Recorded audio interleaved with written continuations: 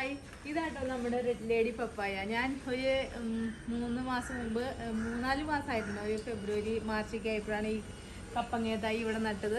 നമുക്ക് ഈ മണ്ണുത്തിന്നെന്നും പറഞ്ഞാൽ നമുക്ക് വീടുകളിൽ കൊണ്ട് തരുന്നില്ലേ, ആ ഒരു പപ്പായ തൈ വാങ്ങിച്ചേട്ടോ. 100 രൂപയായിരുന്നു അന്ന് കൊടുത്ത് വാങ്ങിച്ചത്.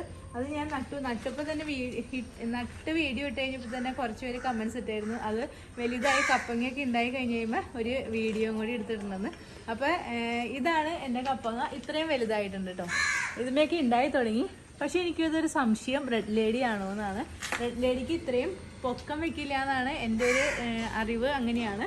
പക്ഷെ ഇതിന് ഇത്രയും പൊക്കം വെച്ചു. പക്ഷെ കപ്പങ്ങ ഉണ്ടാ ഇതേപോലെ ഈ ഒരു ഷേപ്പിലുള്ള കപ്പങ്ങയാണ്.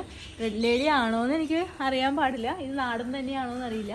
അപ്പോൾ കുറേ പേര് എന്നോട് പറഞ്ഞു റെഡ് ലേഡി കപ്പങ്ങയ്ക്ക് ഇത്രയും പൊക്കം വെക്കില്ല, ഇത് നിങ്ങളെ പറ്റിച്ചതാണെന്നാണ് പറയണേ.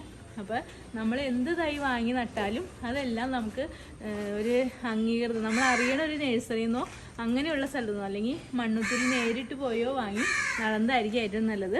റെഡ് ലേഡിയൊക്കെ ആണെങ്കിൽ ഇത്രയും ഒരു പൊക്കം വെക്കുള്ളൂ എന്നാണ് എനിക്ക് തോന്നുന്നത്. ഇത് ഇത്രയും പൊക്കം വെച്ച് പോയി. പക്ഷെ കപ്പങ്ങ ഇപ്പം നിറച്ചുണ്ടായിട്ടുണ്ട്. അപ്പോൾ എന്നോട് കമൻസ് ഇട്ട ഒരാളുണ്ടായിരുന്നു, പപ്പായ തൈ വലുതാവുന്ന കപ്പങ്ങയൊക്കെ ഉണ്ടായി കഴിഞ്ഞ് കഴിയുമ്പോൾ ഒരു വീഡിയോ ഇടണമെന്ന്. അപ്പോൾ അതാട്ടോ ഞാൻ ഇന്ന് ഈ വീഡിയോ ഇട്ടെ. അപ്പോൾ ഇത്രേ ഉള്ളൂ. Okay, by.